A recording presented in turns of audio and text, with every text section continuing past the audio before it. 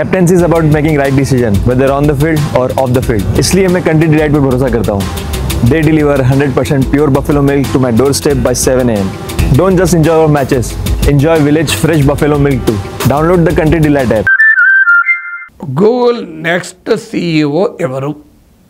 సహజంగానే చాలా ఆసక్తికరమైన క్వశ్చన్. మన ఇండియన్ ఆరిజిన్ సుందర్ పిచై CEOగా ఉన్నారు. సో నెక్స్ట్ CEO ఎవరు అని బ్లూంబర్గ్ టెక్ టీవీలో ఈ క్వశ్చన్ సుందర్ పిచైని అడిగారు. గూగుల్ నెక్స్ట్ CEO ఎవరు, గూగుల్ నెక్స్ట్ CEOకు ఏ రకమైన క్వాలిటీస్ ఉండాలి అని. సో సుందర్ పిచై చాలా సమర్థవంతంగా తెలివిగా ఆన్సర్ చేశాడు. వ్యక్తిగా నెక్స్ట్ CEO ఎవరు అని స్పెక్యులేషన్లోకి వెళ్ళకుండా అది పొలిటికల్ స్పెక్యులేషన్ అవుతుంది. నెక్స్ట్ CEO ఎవరైనా ఉండనియండి, ఆర్టిఫిషియల్ ఇంటెలిజెన్స్ మాత్రం ఒక బిగ్ అసిస్టెంట్గా ఉంటుంది అని చెప్పాడు. సో ఇండికేషన్ ఏంటి? రాబోయే గూగుల్ CEO ఆర్టిఫిషియల్ ఇంటెలిజెన్స్ నేపథ్యం ఉండి, ఏఐతో పరిచయం ఉండి, ఏఐని కొత్త పుంతలు తొక్కించగలిగే వారు గూగుల్ CEOగా అయ్యే అవకాశం ఉంటుంది అని ఇండికేషన్ ఇచ్చారు. మీకు మైక్రోసాఫ్ట్ అధినేతగా సత్య నాదెల్లా రావడము, ఆయన క్లౌడ్ కంప్యూటింగ్లో చూపిన ప్రత్యేకత మనం అందరం చదివాం. సో అందువల్ల గూగుల్ పెద్ద ఎత్తున ఏఐలో ఇన్వెస్ట్ చేస్తోంది కనుక ఏఐ బ్యాక్గ్రౌండ్ అన్న ఉండాలి, ఏఐ లీడర్షిప్ అన్న ఉండాలి. ఈవెన్ ఏఐతో కంపెనీని ముందుకు నడిపించే కెపాసిటీ ఉన్నవారు CEOగా వస్తాడు అని ఆయన ఇండికేషన్. తాను కూడా ఏఐని రెగ్యులర్గా వాడుతున్నాను కూడా చెప్పాడు.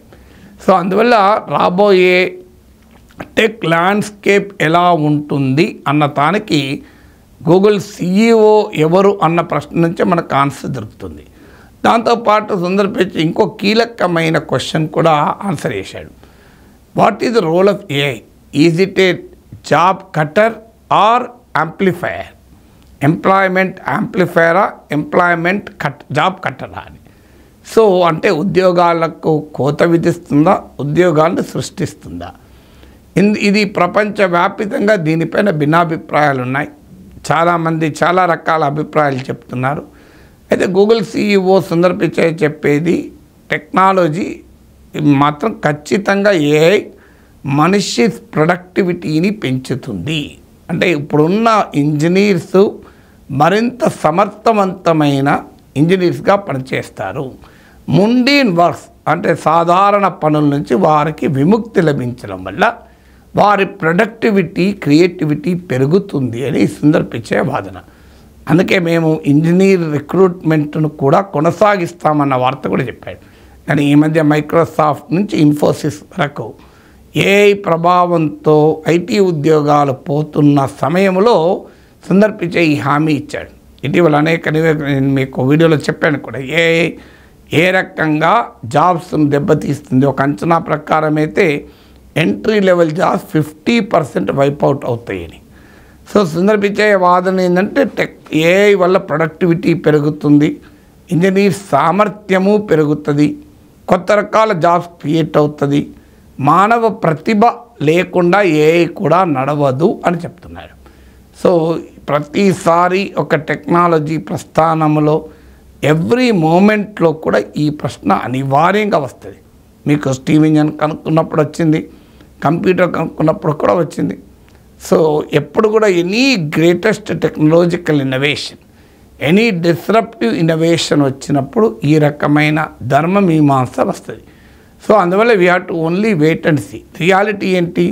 ఖచ్చితంగా ఏఐ ప్రభావంతో ఉద్యోగాలు కొన్ని పోతున్న మాట నిజం. ముఖ్యంగా సాధారణ పనులు మాత్రం ఏఐ మిషన్లు చేస్తుంది. ఒకటి మాత్రం నిజం, ఉద్యోగాలు పోతలేవా అంటే పోతాయి. కానీ ఎవరు ఉద్యోగాలు పోతాయి?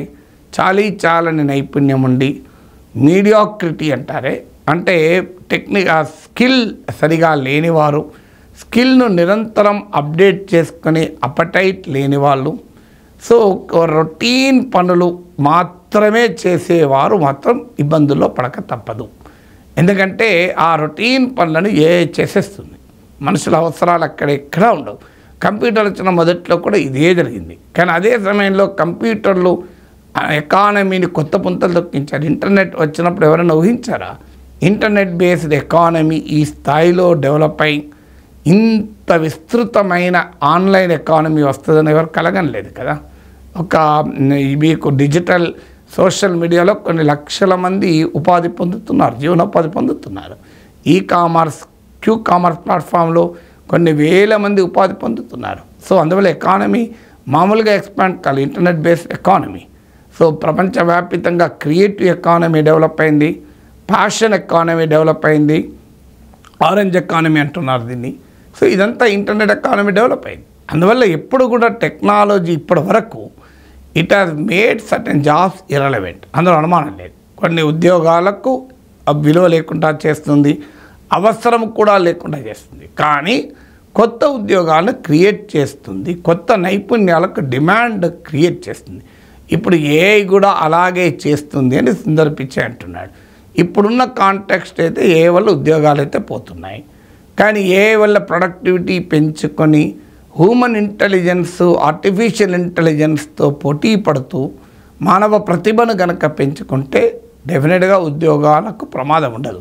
కానీ నేను చేసిన పనే ఇంకా చేసుకుంటూ పోతాను, కొత్త విషయం నేర్చుకోను, కొత్త స్కిల్ నేర్చుకోను అనేటువంటి స్వభావం ఉన్న యూత్ మాత్రం ఇంతే సంగతులు కాక తప్పదు. అందువల్ల ఆ నైపుణ్యాన్ని నిరంతరం అప్డేట్ చేసుకునే అపటైట్ కనుక కలిగి ఉంటే ఇలాంటి టెక్నాలజికల్ స్టామ్స్ను నిలబడి ఆ సాంకేతిక తుఫాన్లకు నిలబడి జీవనోపాధి పొందవచ్చు. సో సుందర్ పిచ్చై చెప్తున్న దాన్ని బట్టి క్లియర్గా నెక్స్ట్ గూగుల్ సీఈఓని ఏఐ నిర్దేశించబోతుంటే నెక్స్ట్ వర్క్ ఫోర్స్ కూడా ఏఐ నిర్దేశిస్తుంది.